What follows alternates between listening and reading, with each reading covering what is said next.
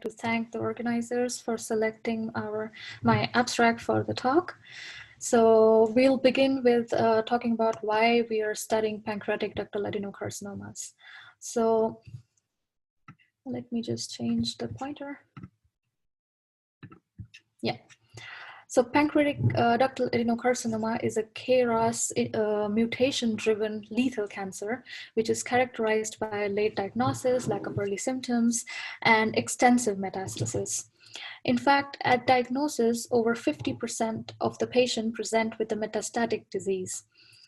Nearly 80% of the patients undergoing surgery ultimately relapse, with 2/3 due to distant occurrence. Moreover, 5-year overall survival is less than 3% for patients with metastasis, and it has remained largely unchanged in the past 15 years. So one of the major reasons for such startling statistics is the presence of cancer stem cells. So we and others have demonstrated the existence of cancer stem cell population in human pancreatic tumors. We have shown that cancer stem cells are highly plastic stem-like cells, which is responsible for therapy resistance and metastatic activity. Now, metastasis is a multifactorial process involving epithelial to mesenchymal transition, dissociation from the primary tumor site, migration, and then niche formation and growth in the secondary tumor site. Now, the process of EMT has been shown to impart disseminating cells with self-renewal capacities and other cancer stem cell-like features. Moreover, recent studies in mouse mammary glands suggest that EMT and stemness may be regulated via transcription factor slug. So we thought that disrupting such signals might result in eradication of cancer stem cells, as well as abrogation of metastasis. So in this present study, we investigated the effect of MEK inhibitors on stemness and EMT in primary pancreatic cancer cells. Now, the cell lines we used in this study are primary tumor cell lines derived from mouse model, which spontaneously develops metastatic PDAC and reports pancreatic and pancreas-driven derived cells by PFT1A mediated RFP expression and slug activity via YFP expression. So basically the cells coming from the pancreas are red, and if they're expressing slug, they are yellow. So moving on to the results, we used PD 325901 as MEK inhibitor, which I will refer to PD from now on. So depending upon the IC50 of the MEK inhibitor for each cell lines used, we checked for ERK phosphorylation. And being a downstream target of MEK, a decrease in phosphorylation of ERK confirmed the effectiveness of MEK inhibitor PD in our model system. Next, we performed a 2D scratch assay where we see that MEK inhibition is able to significantly downregulate the wound healing or wound closure.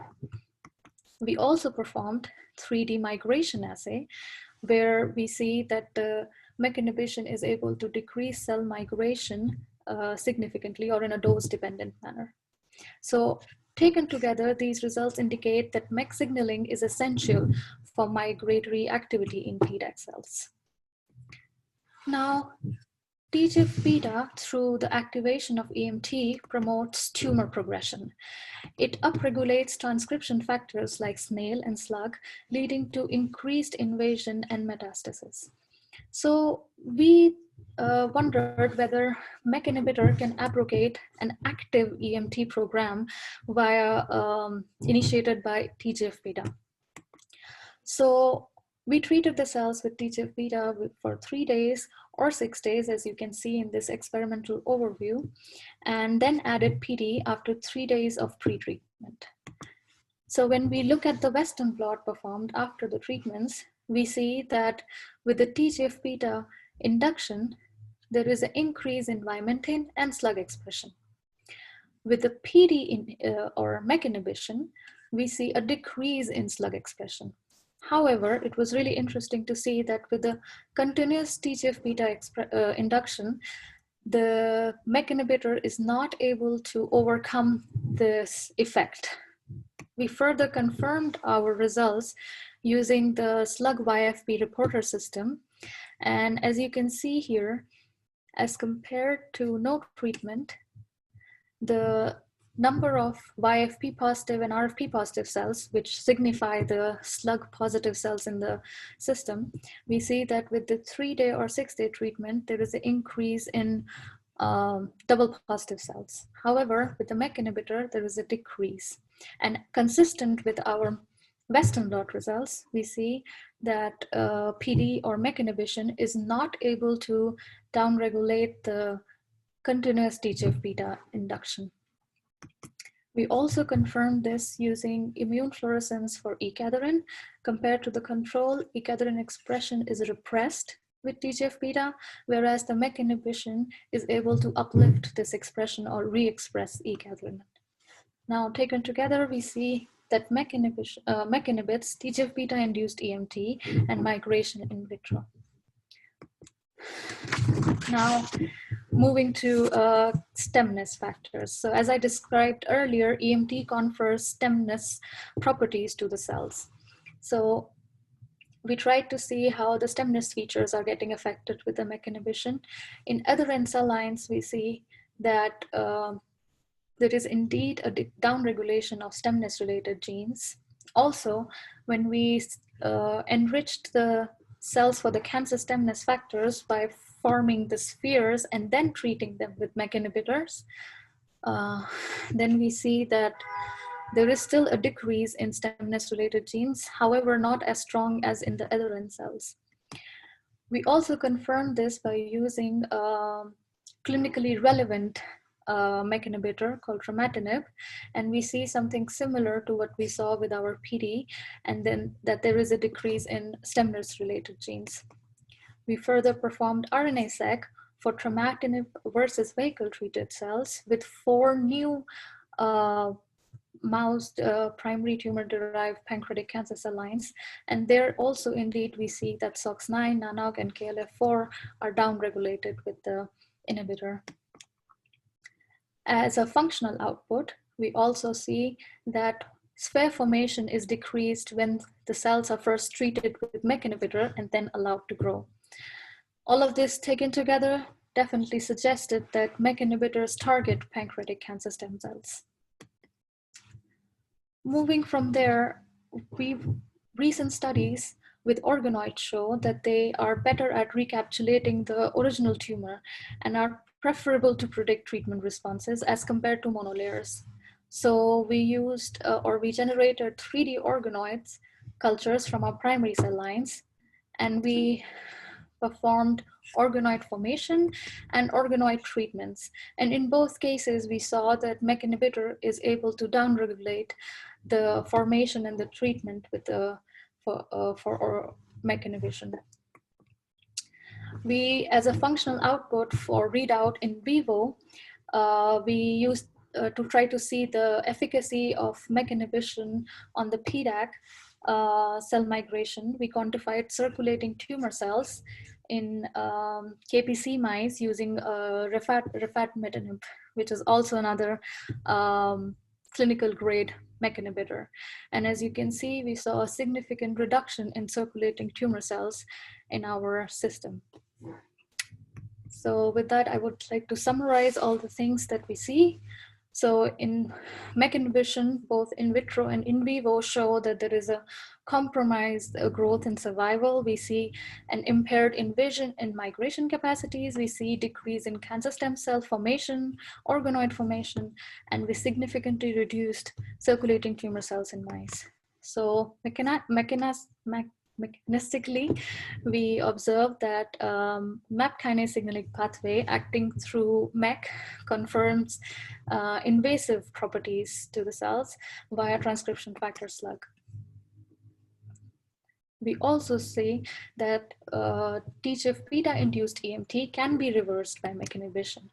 However, MEK inhibition was not able to overcome a sustained or a continuous TGF-beta activation on EMT. And we we confer through that MAP kinase and TGF-beta pathways are capable of cooperating through different downstream targets, and dual inhibitors in this case would make more sense as a treatment regime. We also show that the compromised capacity of PDAC cells to form spheres and organoids would suggest a decrease in tumor initiating potential.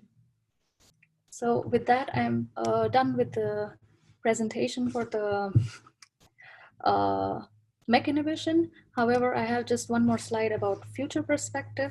So single agent therapies, as we see, even if targeted, may lead to resistance.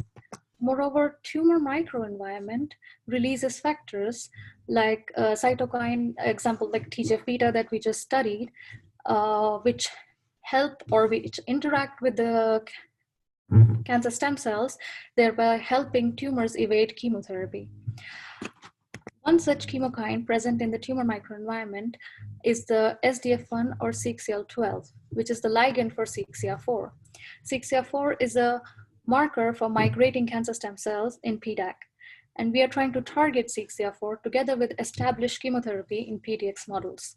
So I will be presenting this data tomorrow in a poster session. And with that, I'm at the end of my talk, and I would like to thank my lab and all the people involved in this study, our collaborators both in Germany and abroad, and of course our funding agency. Thank you. Thank you very much. Questions?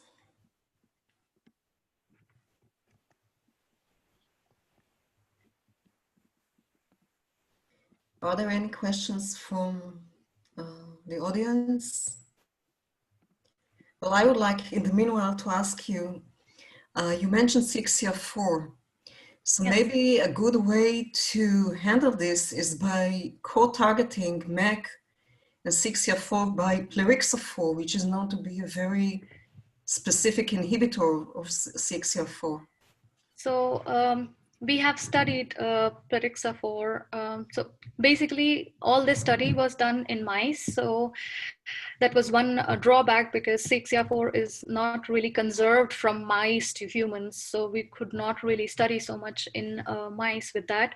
But we are studying that in PDX models from human tumors. And we have some human-derived peptides, which we are trying to use to target, which we see is doing better than plerixafor. So plerixafor can also bind to CXCR7. It's not really specific for CXCR4. So we're trying to target that together with gemcitabine, not really MEK inhibitions, but there are combination therapies that we are trying to check with CXCR4. Okay, thank you. Any other questions? Okay, thank you. Question in chat. We're moving. No, You want to say something? There is a question on the chat. I don't know if it is for me. It says, how do you confirm that circulating tumor? No, this was for the previous talk. Yeah.